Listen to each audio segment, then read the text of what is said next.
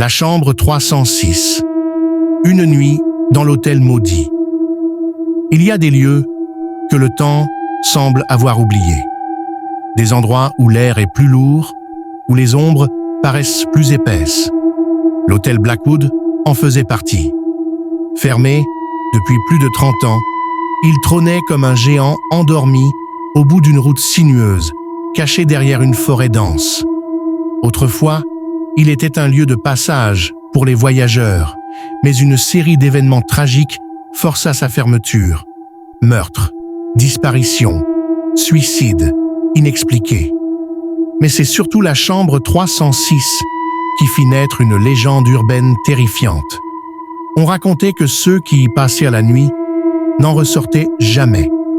Le dernier client enregistré était un certain Daniel Whitmore. En 1989, son corps ne fut jamais retrouvé. Seuls ses vêtements, soigneusement pliés sur le lit, témoignaient de sa présence. Depuis, la chambre resta scellée jusqu'à ce qu'un jeune YouTuber décide de braver l'interdit. L'expérience de Thomas Carter. Thomas Carter, enquêteur spécialisé dans le paranormal, cherchait toujours des lieux hantés pour alimenter sa chaîne YouTube. Lorsqu'il entendit parler de l'hôtel Blackwood, il sut qu'il tenait un sujet parfait. Passer une nuit dans la chambre 306 et filmer tout ce qui s'y passait. Armé de plusieurs caméras infrarouges, d'un détecteur EMF et d'un enregistreur audio, il arriva sur les lieux au coucher du soleil. L'hôtel, délabré, était en proie aux ronces et aux murs fissurés.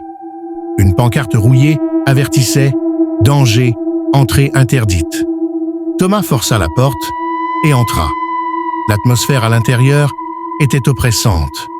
Le silence était absolu, comme si l'hôtel retenait son souffle. Il monta au 3e étage, guidé par son plan. La chambre 306 était au bout du couloir.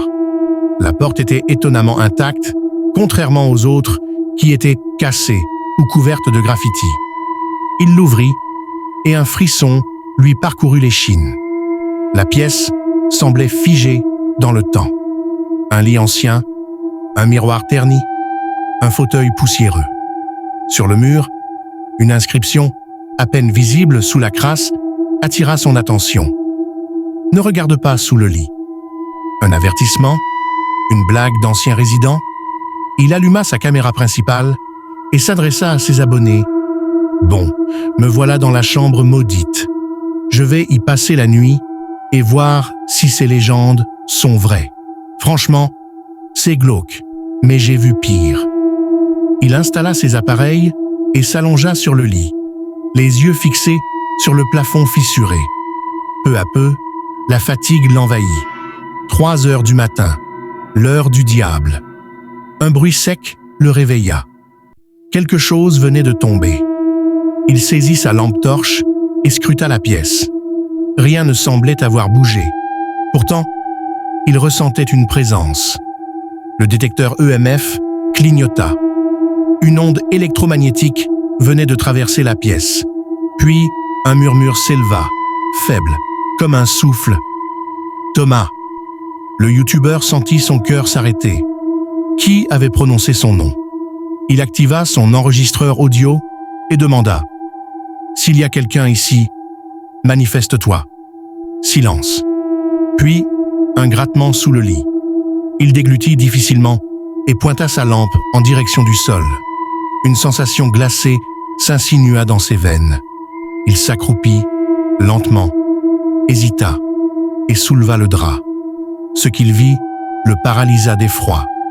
Sous le lit, son propre visage le fixait, les yeux exorbités, la bouche ouverte dans un cri silencieux.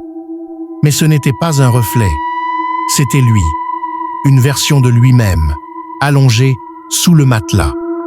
Il recula violemment, mais quelque chose le saisit à la cheville. Une main blafarde, aux doigts squelettiques, surgit de sous le lit et le tira avec une force inhumaine. Il hurla et tenta de s'accrocher au parquet, mais son corps fut englouti dans l'obscurité sous le lit. Puis, plus rien. la découverte macabre. Le lendemain matin, l'un de ses amis, inquiet de ne pas avoir de nouvelles, vint le chercher. Il trouva la porte de la chambre grande ouverte. La caméra principale était toujours en train de filmer. Sur le lit, les vêtements de Thomas étaient soigneusement pliés. Il n'y avait plus aucune trace de lui. Quand la police analysa l'enregistrement, ils entendirent, juste avant la fin, une voix faible chuchoter « Ne regarde pas sous le lit. Financial. » Merci d'avoir visionné la vidéo jusqu'à la fin et n'oublie pas de t'abonner et like la vidéo pour plus de vidéos similaires.